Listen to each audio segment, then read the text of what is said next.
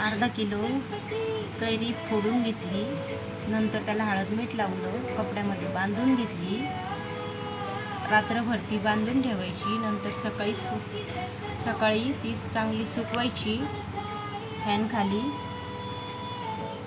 एका वाटीत मीठ, हिंग, लाल तिखट, मोहरीची डाळ, जिरे, बडीशोप, मेथ्या सर्व बारीक करून घ्यायचं.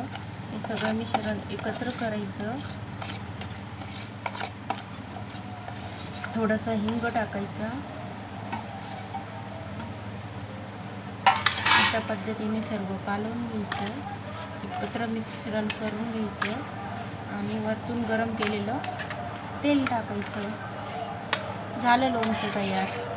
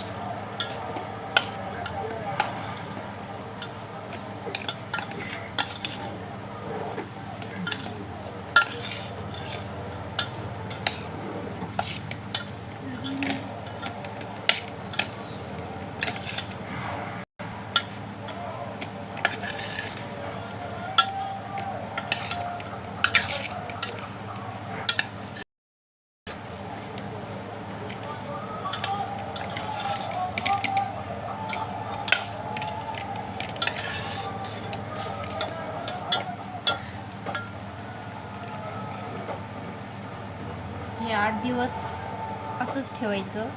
यात चवीनुसार आपल्याला लवंग, मिरे टाकायचे थोडेसे. 8 दिवस याला मुरू द्यायचं, नंतर चव घ्यायची.